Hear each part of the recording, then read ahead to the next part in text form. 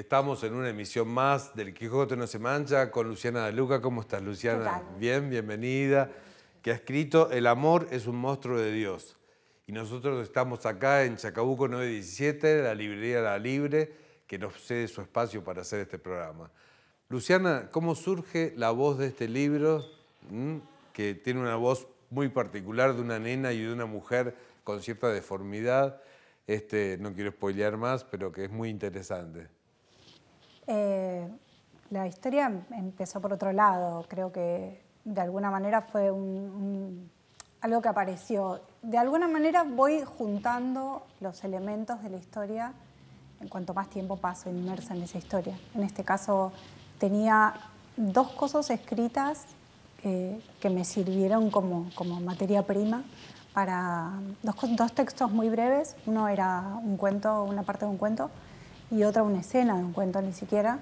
Y con eso lo que primero hubo, lo que primero apareció fue la relación. De las moscas. Claro, bueno, lo de las moscas aparece en un cuento que es simplemente un hombre que le caminan unas moscas por el borde de los anteojos mientras habla con otro y no se las puede sacar. Y el otro es, tengo un cuento, bueno, de un libro de cuentos inédito todavía, que hay una relación amorosa entre una mujer y un hombre que aparece en su casa. Bueno, de ahí un poco salió, pero creo que de alguna forma primero vino eso y después todo lo demás fue apareciendo, como si fuera un brote, ¿no?, de una planta. Claro, como si todo estuviese fallado en este libro. Digamos, el paisaje del principio de ese pueblo lleno de moscas, la protagonista con su deformidad y las Biblias de los mormones que no se pueden leer, que el pueblo no las lee porque están erradas. Digo, ¿no hay como un error en todo el libro que te atraviesa todo el libro? Sí, está buena la idea, como que en ese pueblo está todo mal. Me gusta la idea de partir de la base de algo que está todo mal, porque en general, digo, las cosas están aleatoriamente bien o mal, pero muchas veces pueden estar todas mal. Y esta búsqueda de construir desde lo roto, cómo se vive, cómo se construye, cómo se ama desde lo roto. El matrimonio de la madre de la protagonista, que también está mal. Está todo mal. El padre está mal. Claro, pero también es un poco medio como una especie de manifestación personal. Lo estoy pensando ahora porque no lo pensé cuando lo escribía, sí. Pero como esta idea de, bueno, contra este mensaje que tenemos, ¿no?, de como el éxito y que todo vaya bien y que el amor y que todo tenga que ser plenitud. No, bueno, cuando está todo mal, ¿qué hacemos? ¿Y cómo se construye a partir de cuando está todo roto? Porque a veces está todo roto y es lo que nos tocó. Luciana, dentro de ese mundo errado que es la novela, o fallado, cierta falla entre todos los personajes, encontraste cierta belleza en la voz de la protagonista. ¿Cómo surgió? Bueno, también es esa idea de se puede encontrar hermosura en el caos, amor en el caos, belleza en el caos, en la destrucción, en lo que no, en lo que está fallado respecto de cierto orden natural, si se quiere, de las cosas. Creo que tiene la belleza que yo encontré está, creo que, un poco pegada a su salvajismo. A mí me gusta esa cosa salvaje, de alguna manera muy poco domada, muy poco pegada a lo que debería ser. Y todos, creo que en la novela, no hacen lo que deberían hacer o lo que se esperaba, claro. A pesar de que sí lo hicieron, pero lo hicieron tan mal, sí, que realmente se salieron todos del libreto. No, estaba todo tan planificado para que sea bueno, ese matrimonio, solo podía que se casó fallar para tener hijos y le salió todo mal. Todo mal. Terrible. Sí, solo terrible. podía fallar. Parece un cuento de Quiroga. Bueno, me halaga muchísimo, me encanta Quiroga. Sí, es así. ¿Cómo llegó la literatura a tu vida? ¿Cómo te hiciste lectora primero, después empezaste talleres? Contá. La lectura estuvo siempre en mi vida. Una de las primeras fotos que hay mías es mi papá sentado en un escritorio en fines de los 70 con una biblioteca y yo al lado en un babysit en su escritorio y sosteniéndole el brazo con mis pies y mi papá leyendo. Mi papá leía mucho, una persona muy estudiosa y muy culta. Y en casa había muchos libros, muchos libros. Podría haber salido mal. Podría haber salido mal. Bueno, tampoco sabemos si salió bien. Sí. Claro, no estamos tan seguros. Demos por hecho la cosa. No estamos tan seguros. Salió. Después veremos cómo. Y siempre hubo libros. En casa, a mí, mis papás jugaban mucho conmigo. Cuando tenía 2 años, mi papá me enseñaba mitología griega y me enseñaba a repetir. Entonces me decían los nombres de los semidioses, de los dioses, y yo repetía, me ponían en la mesita y me hacían hablar. Y tuve mucha curiosidad, si bien no empecé a leer muy temprano, me costó incluso, creo que hacia fines de primer grado recién aprendí a leer. Una vez que aprendí a leer fue como un cohete disparado a la estratosfera y solo leía todo el tiempo sin parar y sigo haciéndolo. Y además mi papá no quería que lea literatura infantil. Era un poco ortodoxo en todo y me decía, no, lee libros, no hay libros para chicos o para grandes, porque hay libros. ¿Él qué consideraba de la literatura infantil? Que no era literatura. Que no era literatura. Claro, que bueno, ahí lo traicioné porque yo sí escribo literatura infantil y yo sí creo que es... bueno, aparte de autores inmensos, sí, ¿no? Digo, Roald Dahl, o sea, no sé, no me alcanzaría el día para decirlo. Pero bueno, él no quería que lea libros enniñados, él quería que lea libros. Entonces, claro, empecé a acceder a su biblioteca y sacaba lo que el gran chiste es como lo que alcanzaba con el brazo. Si estás parada y alcanzás, agárralo. Y había cualquier cosa ahí. Cronin, Vasco Pratolini, Alfonsina Storni, Juana de Barburú. Así empecé a leer, muchos rusos, porque mi papá... Y poesía, mucha poesía. Mucha poesía, sí. Y nada, y me fui haciendo sola en la biblioteca con cierta supervisión de mis padres, pero ellos estaban felices de que yo hiciera ese recorrido también muy salvaje. ¿Y qué lugar ocupaban, por ejemplo, la televisión? ¿Lo que ocupaba? ¿Nada? ¿No había? No, tuve tele de blanco y negro, me estoy echando un milenio encima. Sí, bueno, saludos. Había tele blanco y negro. ¿Lo recordás mal? No me acuerdo, muy borroso. Era tele blanco y negro. No teníamos cable, además pues yo vivía en el interior, entonces sí, no había. No llegaban los canales de Buenos Aires y el canal que repetía empezaba al mediodía y lo sintonizábamos mal. No, tele casi nada, porque además mis papás no querían que viera tele, entonces no me dejaban ver tele. Porque hoy la tecnología parece que está hecha para que los chicos no lean. Para los chicos y los grandes. Sí. Nos pasa que ahora, qué sé yo, estás leyendo y mirás el teléfono, un mensaje, cortás la lectura para un mensaje del teléfono. Sí. Entonces, por eso te pregunto, digo, ¿qué lugar ocupaba la tecnología de esa época? Cero, nunca tuve... No teníamos. No teníamos, y cuando compraban la tele en colores, Dios, cada vez peor. Pusieron cable, pero no me dejaban... Eso fue en el 61. Sí, más o menos. Creo que el 58 fue con el hombre al unísono. Bueno, no, y cuestión que no me dejaban. Entonces tenía un horario, no sé, los sábados me dejaban ver un rato y a mí me gusta mucho la música. Entonces miraba un programa de la televisión chilena que se llama Sábado Taquilla, que pasaba rankings de música y eso era todo lo que yo veía en tele. El resto no me dejaban ver Invasión Extraterrestre ni todas las series de moda. Y para mí era un drama, porque obviamente yo quería hacer lo que hacían todos. Claro. Pero bueno, para mí era un drama, me escapaba. Aparte, al vivir en una ciudad con un ritmo muy pequeño, estábamos mucho en la calle. Entonces mis papás no tenían idea de lo que yo hacía. Cuando no estaba leyendo, estaba haciendo... La calle y los libros, lindo título de novela. Sí. Digo, y ahora armaste tu familia, la familia que uno elige, y también con un escritor, sos la mujer de Santiago Cray. Sí. Digo, también... ¿Cómo es eso de compartir la escritura con tu pareja, con tu marido? Hace muchos años que estamos, así que es casi lo único que conozco. Claro. Pero más allá de eso, bueno, la escritura fue uno de los motivos que hizo que nos gustáramos mutuamente. Y ¿lograste con tus chicos que te agarren libros de la biblioteca? Durante mucho tiempo sí, les leímos todas las noches, más o menos durante 10 años, hasta la pandemia, todas las noches sin parar. Y cuando fue la pandemia, bueno, todos entramos un poco en crisis con la vida en general, ahí empezamos a espaciarlo y empezaron a tomar su camino con la literatura. Ahora es opuesto el camino. Claro. Ahora no la toman. Ahora salió bien por ahí. Ahora no la... Antes no sabíamos, sí, ahora por ahí salió bien. Sí, creemos los dos que hay como una base que va a estar ahí siempre y que en algún momento van a volver. Pero ahora no están muy con los libros y me parece bien, igual. Bueno, aparte nosotros estamos todo el día hablando de libros. Debe ser insoportable.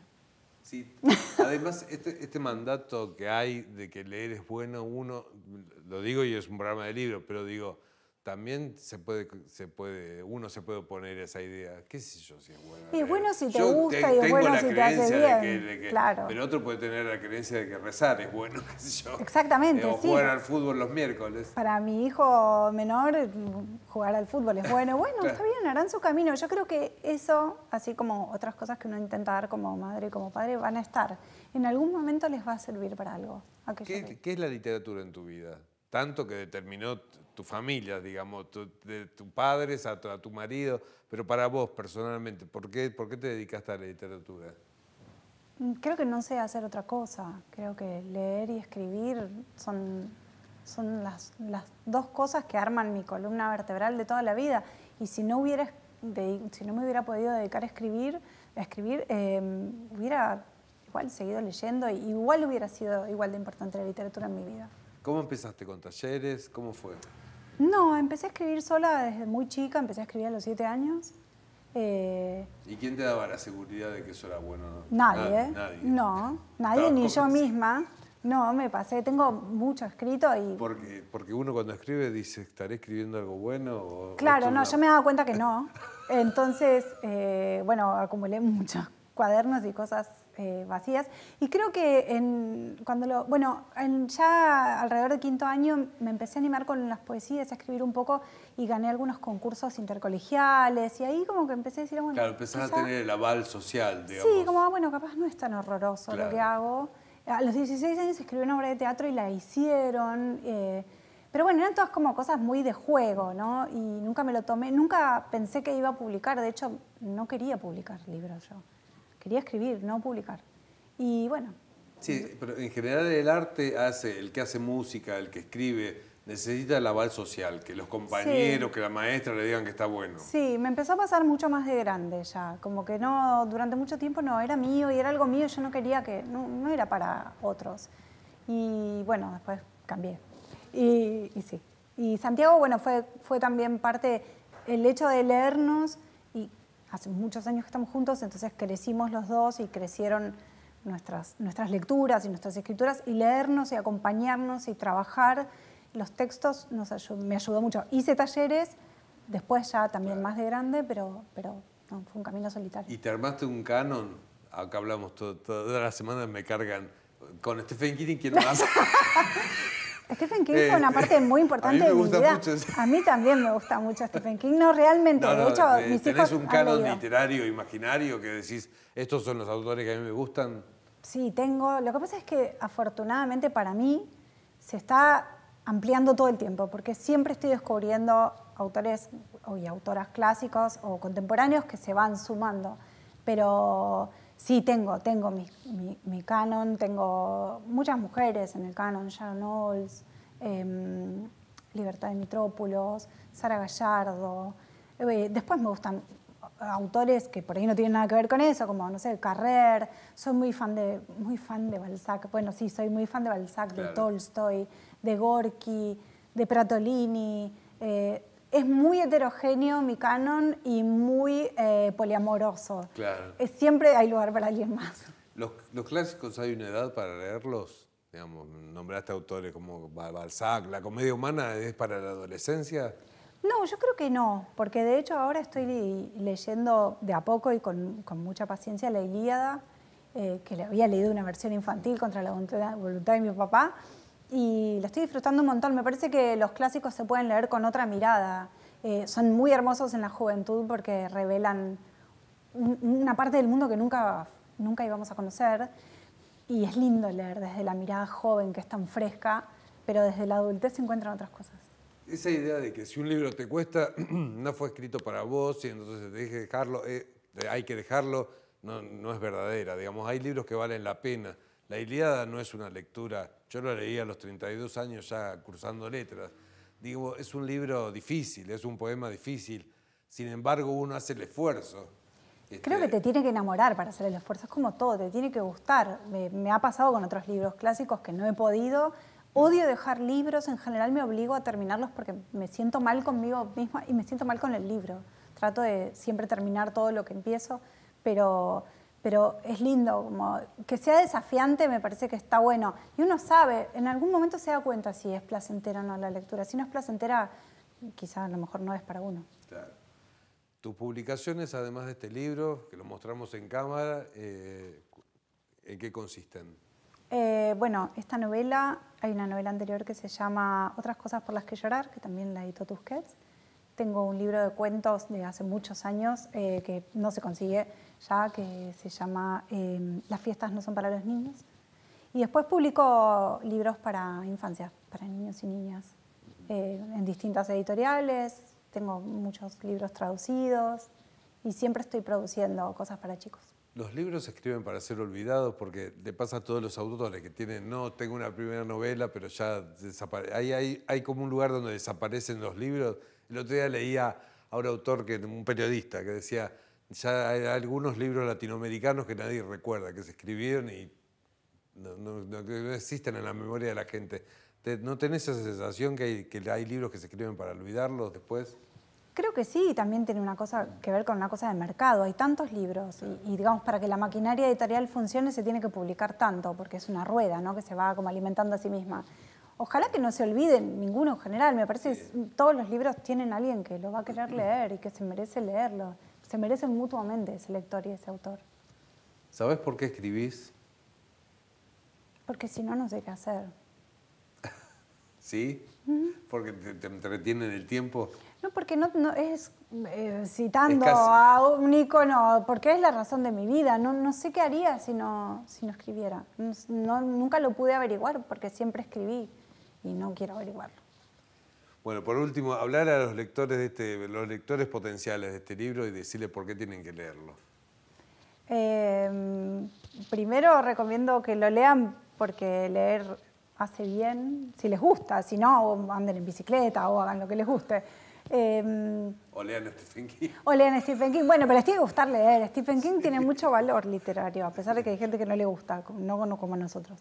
Es una novela que yo sé que no voy a convencer a nadie diciendo que la escribí con mucha dedicación y mucho amor, pero es una novela que está escrita muy apasionadamente y la idea es que se pueda disfrutar muy apasionadamente. Es un poco salvaje, es un poco monstruosa, es un poco irreverente y tiene las mejores intenciones, quizás. Claro, y muy responsablemente, diría yo, porque cada página tiene valor.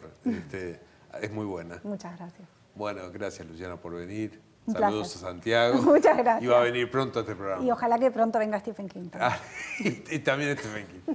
Seguimos en El Quijote no se mancha.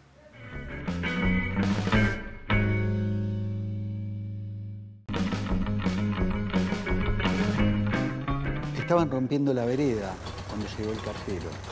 Fue por eso que no oímos el timbre. El sobre pasó por debajo de la puerta como pasa el polvo, sin ruido. Llevaba mi nombre. Lo abrí y leí para adentro, mientras Majo se pintaba para salir. Era del cementerio y con pocas explicaciones decía que debía retirar las cenizas de mi padre. Lo dejé sobre la cómoda del living, junto a las boletas que se iban acumulando. Es cuando vuelvo de la fábrica que Majo tiene un cigarrillo en una mano y la carta en la otra. Tenés que ir, me dice.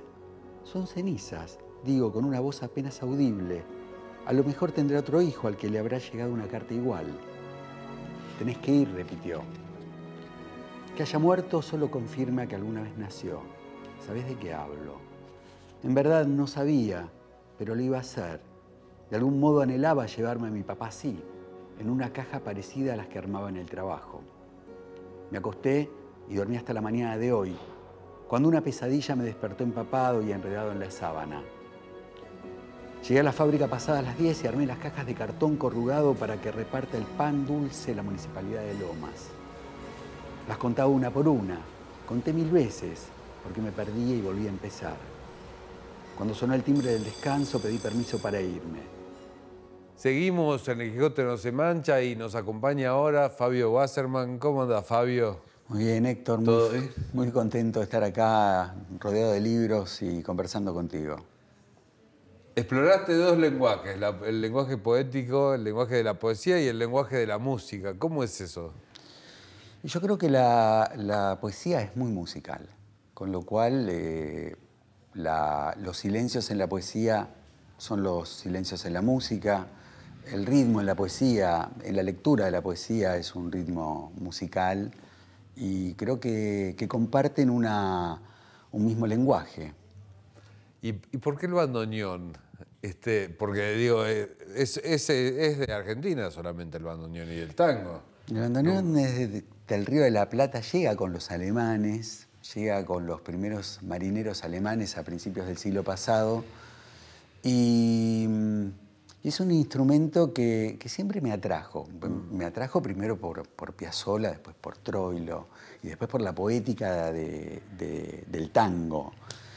Y creo que tiene una voz propia también el bandoneón, Sí. ¿no? Una voz ronca, una voz que pasa por muchos lugares y que además tiene una construcción caótica el bandoneón. Vos sabés que las teclas del bandoneón están dispuestas en el fuelle, en el bandoneón se disponen de manera, no como en un piano siguiendo la escala cromática. Al lado del do tenés un re, un fa, digamos.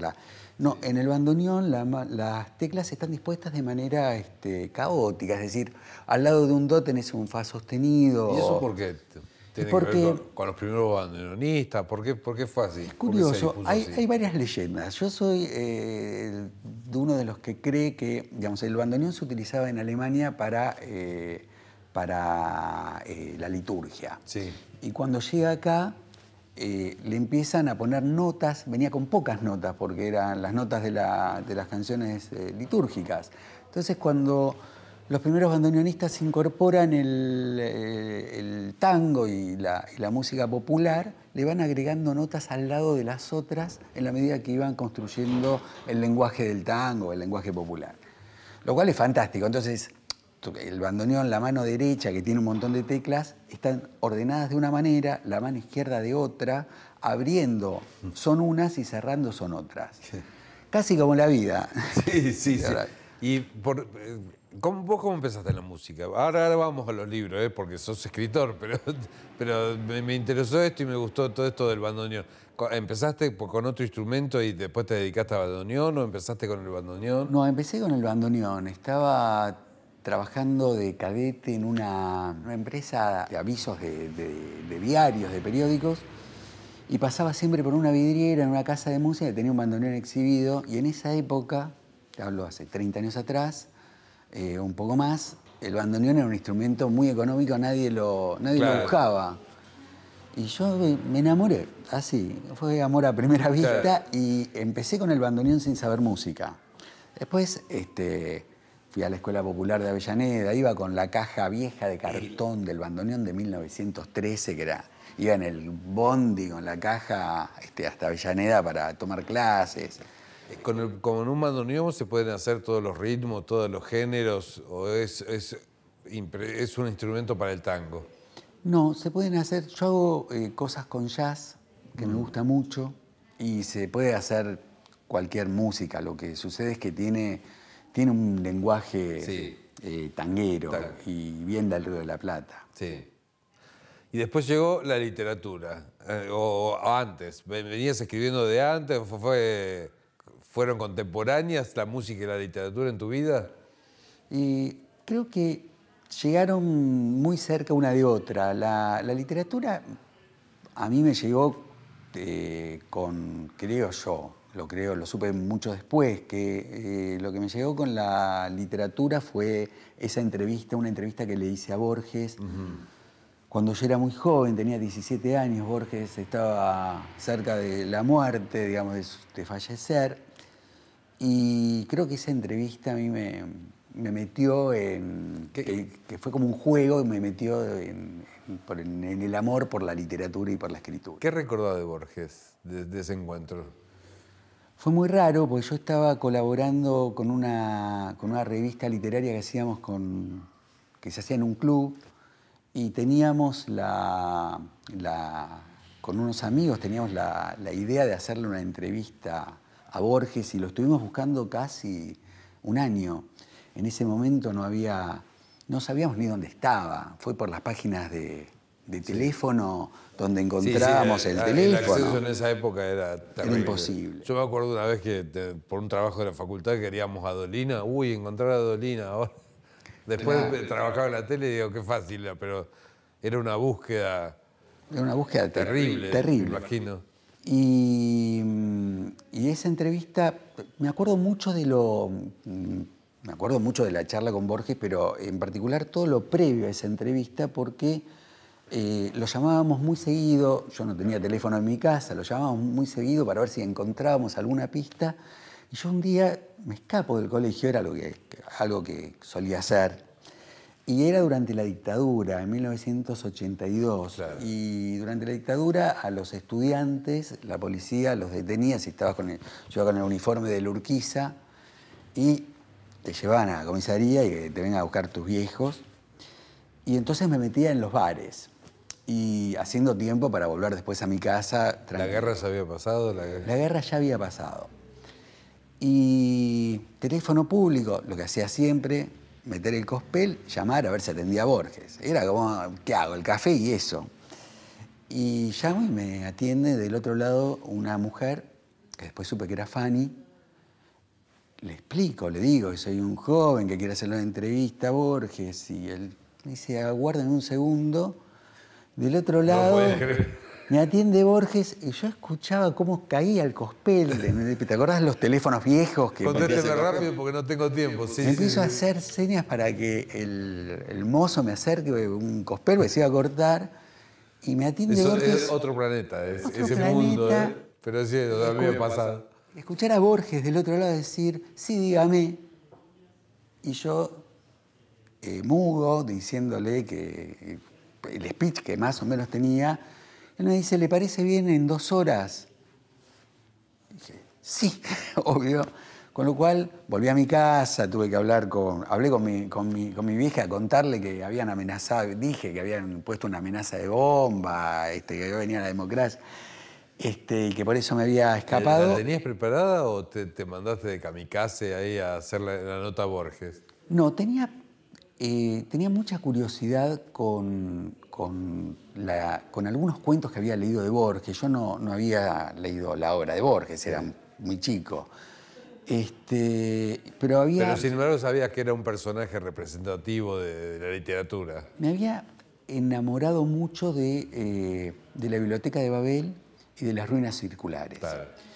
Y cuando llegué fue casi mi tema. Cuando llegué a hablar con él, cuando estuvimos hablando, en esa entrevista él hablaba, yo preguntaba algunas cosas. Y el reportero improvisado. El reportero improvisado, claro.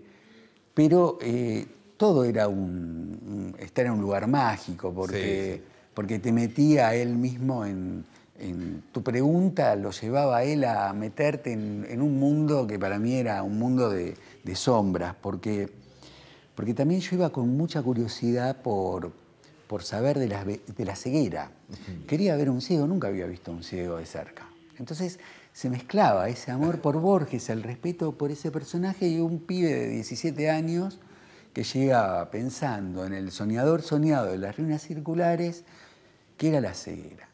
Y ahí me parece que lo que descubrí fue que había un mundo que era solo posible verlo estando ciego, no viendo lo obvio. Pero no había tal ceguera.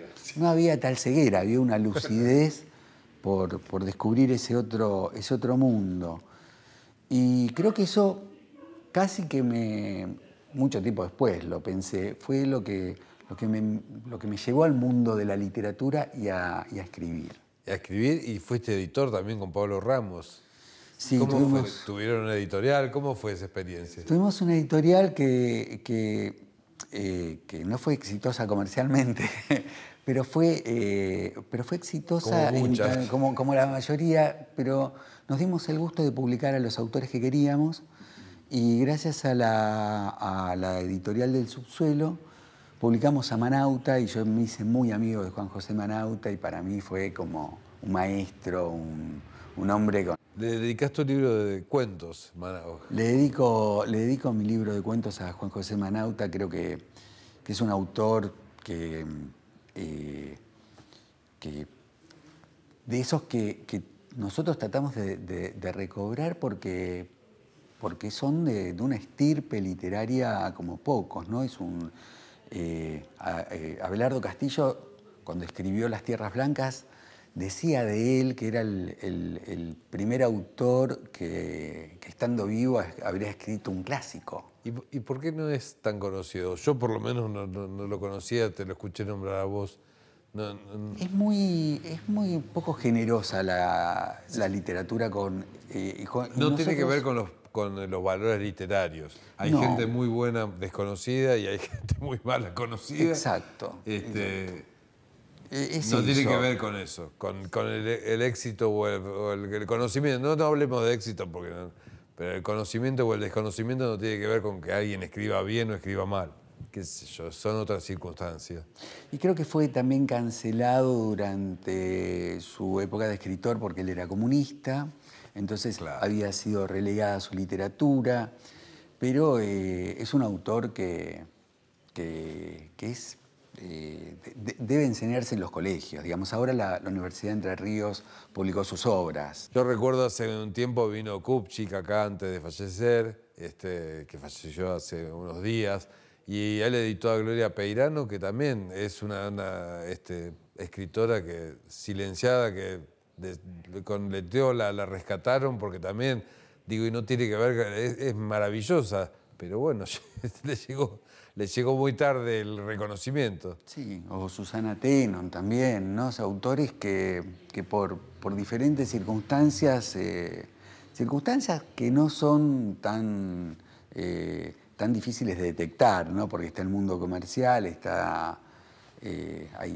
hay autores que parecen tener más privilegios que otros y otros que es mejor tenerlos sin decir tanto, ¿no? Sí, mientras no llegue la frustración del escritor, digamos, mientras pueda tolerarlo eso y siga escribiendo, sí, maravilloso.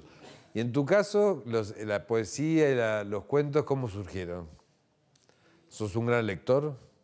Soy un gran lector de la obra que me gusta, soy muy selectivo cuando leo y vuelvo a leer los mismos libros muchas veces. A ver, ¿qué lees? Pues me interesa saber qué lee la gente. Y me gusta mucho, bueno, leo Faulkner, leo los autores así, Salinger, sí, Hemingway, o sea, esos autores a mí me gustan mucho. Hermann Broch, sí, es un autor que... De La muerte de Virgilio. La muerte de Virgilio, es un libro que tiene una poesía que... Lo compré hace poco, por eso lo tengo tan presente. No te lo voy a spoilear, pero no, es maravilloso. Es un libro maravilloso y luego creo que también está mucha lectura poética, ¿no? Empezó en Louis Gluck, que falleció también hace poco. Sí. Me encuentro con esos autores que me hacen repensarme, ¿no? Que no solamente me hacen repensar mi literatura, mi modo de escribir, por los lugares por los que transcurren mis personajes, pero también por donde transcurro yo con mi vida. Sí. ¿Y cuál es tu proyecto a largo plazo? ¿Tenés un proyecto como escritor o vas lo que surge va saliendo? ¿Tenés pensado seguir escribiendo cuentos, poesía? ¿Cómo es la historia? Yo ahora acabo de terminar de escribir una novela que justamente el personaje, que es un personaje poco marginal, tiene un encuentro con Borges y está esa entrevista, forma parte del libro, esa entrevista inédita que le realicé a Borges, porque dialoga bastante con la vida del personaje y con lo que le va sucediendo a lo largo de la novela. ¿No se consigue en ningún lado esa entrevista o sí? Todavía no fue publicada, es una entrevista inédita. Pero bueno, va a estar en este libro o eventualmente también por algún medio que se interese por publicarla. Sí, no. La tenía guardada. ¿Y no probaste, bueno, por ahí por inexperiencia cuando uno es joven, pero no probaste de venderla a alguna editorial, decir tengo tal cosa? No. Era como decía Borges también de la ciudad de Buenos Aires, es un amor celoso. Me la guardaba. Te la guardaba. La guardaba para mí. Lo habías logrado vos.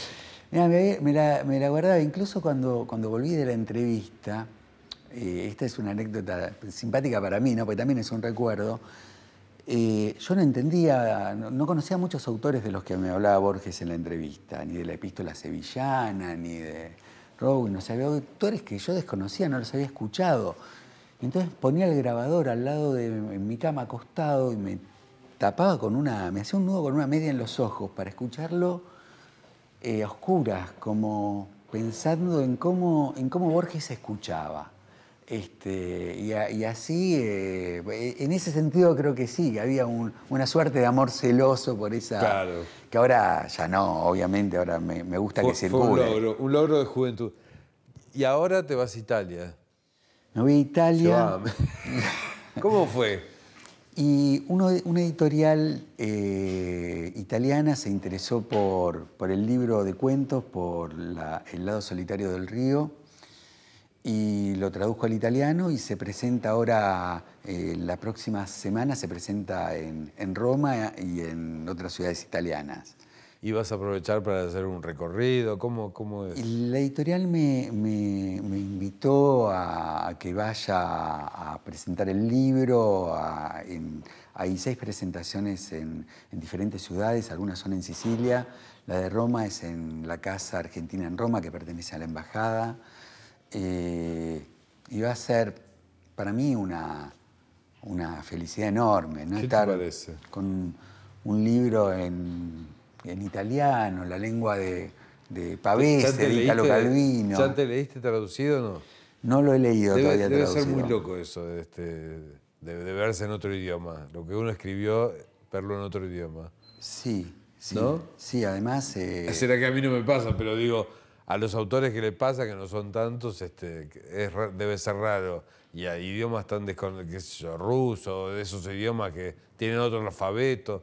Decís, ¿este es mi libro? ¿Qué onda? Yo estoy estudiando así, ahora me puse como meta aprender muy bien el italiano para poder leer el libro en esa versión, ¿no? Pero es impactante. Además, el italiano es un idioma que es Boccaccio, la lengua claro, el florentino. Claro. Para ir terminando, Fabio, ¿sabés ya por qué escribís? ¿Arrimaste a una idea de por qué seguís escribiendo? Yo escribo para sacarme los infiernos que tengo en mi cabeza. Y cuando escribo y puedo lograr que los personajes digan eso que yo no soporto decir, que es tan insoportable, que no tiene soportes para mí, siento una gran liberación. Creo que es muy difícil estar vivo, creo que estamos arrojados a la vida, ¿no? Condenados a vivir, y los personajes también de alguna manera cumplen una suerte de condena, que corren con la ventaja de poder ser tachados, ¿no? De que uno pueda tachar algo del recorrido de esos personajes para que empiecen de nuevo. Uno en la vida, lamentablemente, no puede borrar nada de lo que le sucedió. Puede reparar, ir por otro camino después, pero lo que está hecho está. Y cuando yo puedo sacarme esos infiernos, esos miedos, el miedo al miedo, la soledad que los personajes míos tienen. La muerte, justamente. Yo creo que mis personajes están todo el tiempo tratando... Ahí te presté un miedo mío. Claro, bueno, es que mis personajes, cuando yo los leo, me encuentro con que mis personajes están todo el tiempo tratando de huir de lo que les toca, pero paradójicamente tratan de huir y van inexorablemente a la muerte, que es el único lugar donde uno no puede escapar. Y creo que ese es mi material, esos son mis fantasmas y mis monstruos. Y ahí es donde la literatura... Son los grandes temas de los clásicos. Digo, hace rato hablábamos de leer los clásicos y hablaron de eso, de la muerte, de la vida, del sexo y no sé, algún temita más, pero me parece que son los grandes temas. Es que creo que además... Sí, no hay muchos más. Muchos más. ¿No? La vida, la muerte y el sexo. y el sexo. Resumido. Nada más. Fabio, gracias por venir. Gracias. Y suerte en Italia. Gracias a vos, Jacinto. Dale. Un gustazo estar acá compartiendo con ustedes en este maravilloso programa. Claro. Seguimos en El Quijote no se mancha.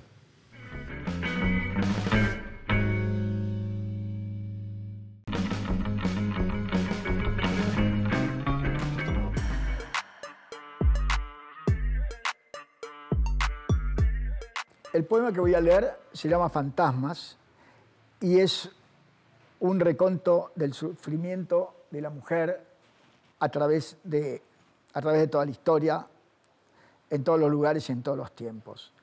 Fantasmas. Hay fantasmas en el aire, fantasmas de sueños arrasados. Son de mujeres vencidas por el mal. Algunos de sus sueños son clítoris cortados a inocentes niñas del mundo musulmán. Otros vienen de América y África, donde cambian sus sexos por pan. Hay fantasmas que huyeron de Japón. Pertenecen a geishas sonrientes enseñadas a servir al Señor.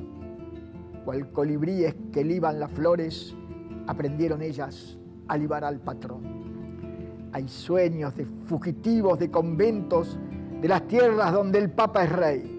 Son de monjas de clausura y allí casarse con Dios es la ley. ¡Qué locura! Para la iglesia obediencia y pureza, para la mujer soledad y tristeza. Estamos en El Quijote no se mancha con Eduardo Kovalivker. ¿Cómo estás? Bienvenido, Eduardo. Bien, muy bien. ¿Todo bien? Gracias por invitarme. Como soy muy charlatán, me gusta que me inviten a charlar. Está bien, no, gracias a vos por venir.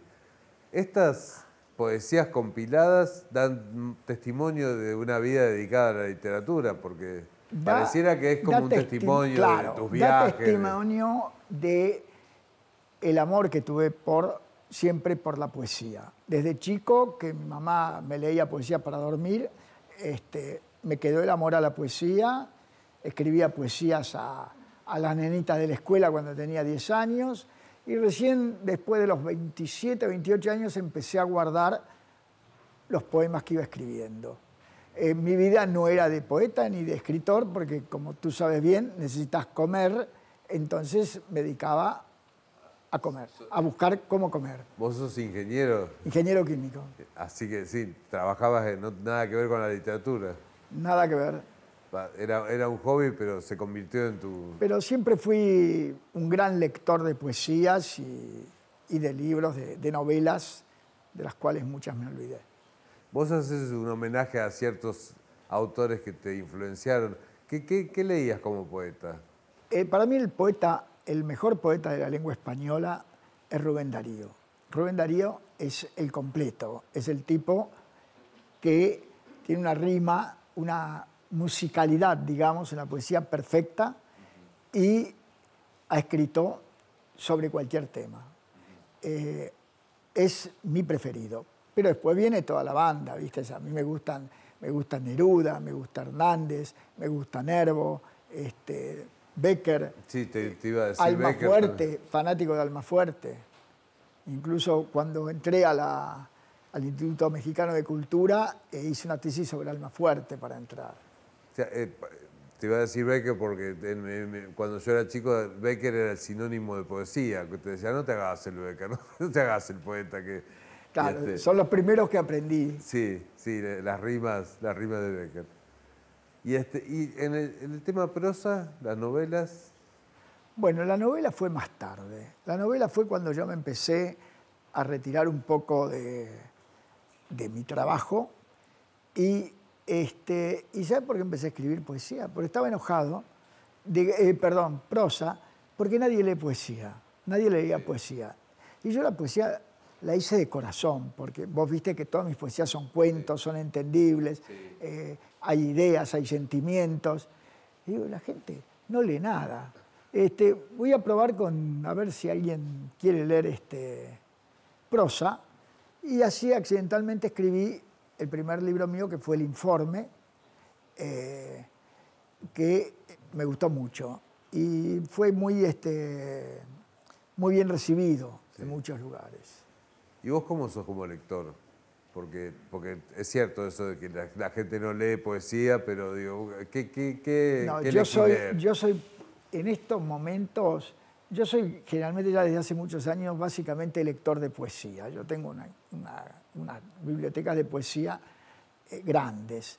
Y si no, me gusta todo lo bueno, ¿viste? Si vos me hablas de mis grandes escritores, yo te hablo García Márquez, los cuentos de Borges,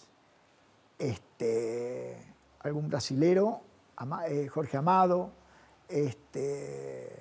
bueno, los ingleses me gusta Stendhal, me gusta Oscar Wilde, Stevenson, no sé si es americano o no sé esto.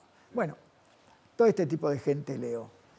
Los clásicos. Vargas Llosa, los clásicos, sí, los clásicos. Vi que fuiste traducido a muchos idiomas. ¿Es posible traducir fielmente una poesía, digamos, Mirá, en sentido? Es dificilísimo. Yo me imagino que dificilísimo. Sí. O sea, básicamente, yo estuve en la traducción, participé en la traducción de mis poesías al italiano, porque yo soy muy obsesivo con el tema de que haya musicalidad, pero que a la vez no se pierde el sentido en una traducción. Y ahí participé. Y después uno que me asombró, que yo considero que es uno de los mejores poetas que vi, es alguien que no es poeta. ¿Sabes qué? Una vez un ex embajador de Israel en Argentina me dijo que quería traducir mis libros. Y digo, traducílos. En esa época yo saqué un libro de poemas dedicado a las historias del pueblo de Israel. Pero soy ateo, soy profundamente ateo, o sea, respeto las religiones en cuando y en tanto aquel hacedor de la religión trata de hacer lo que pregona, si no, no me gusta. O sea que la mayoría no me gusta porque... Sí, o como institución social, digo, exactamente. ponerse en contra de... Exacto. ¿Viste? A mí, por ejemplo, me gusta, a pesar de mi ascendencia judía, con mi ascendencia judía me gusta Jesús. Jesús era un rabino espectacular y era un hacedor de justicia. Y así en todas. Yo respeto mucho el Islam también. El Islam hizo cosas importantes y tomaba muchas cosas en serio. Con los años todo se va desvirtuando, pero lo mismo las democracias. ¿Viste? ¿Cuántas democracias puras nos quedan en el mundo? Generalmente el hombre trata de oprimir al hombre y, por ejemplo, las religiones son un negocio, es un camino bárbaro para oprimir por el miedo a la muerte. Y los demócratas lo que quieren, generalmente se desvían para el lado del poder y el poder termina en corrupción, termina en insensibilidad hacia el humilde, hacia el pobre. Estamos complicados. Tal cual. Sí, en esta época más que nunca. Eduardo, volviendo a la poesía, ¿de quién fue la idea de compilar toda tu poesía en este libro? Mía. ¿Por qué? Porque yo tengo 9 libros de poesías escritos y algunos que han sido escritos en Cuba y en México. No puedo poner 9 libros uno atrás del otro con las disparidades que hay. Entonces digo, vamos a hacer una cosa. La gente seguramente quiere leer continuo, por ejemplo, poemas de amor o poemas de resistencia o poemas filosóficos. Entonces me tomé el trabajo de ir sacando de cada uno de los libros los poemas y dividirlos en lo que ves ahí, que son 7 o 8. Hay un homenaje a México y Cuba, digo, son lugares donde pasaste buenas épocas. Me trataron muy bien, sí. Muy bien. En México todavía me adoran. El COVID terminó prácticamente con mi carrera por afuera, pero yo iba a dar en la UNAM clases de poesía, claro. Donde les enseñaba a los chicos y les insistía en que una poesía tiene que tener rima, musicalidad y sobre todo ser entendible. Porque cuando escribís para abajo, sin comas, sin nada, sin pausas, y aparte al tipo que está leyendo le cuesta y no disfruta, no sirve. La poesía sirve cuando vos llegás al lector y lo sensibilizás al lector y el lector te entiende sin romperse la cabeza. Incluso aunque sea un idioma que uno no entiende, igual te gusta escucharlo. Yo escucho a Poe en inglés y me quedo escuchando, y no entiendo inglés, pero digo, está bueno el ritmo que tiene. Se me escapó una cosa que quería decir. Sí. Bueno, ese tipo, ese embajador, me traduce y hizo todo ese libro, aparte de muchas poesías que no tenían nada que ver con esto. Como yo no sé, yo sé hablar un poco de hebreo, más o menos me defiendo, pero soy analfabeto, no conozco, entonces no sabía lo que tenía en la mano.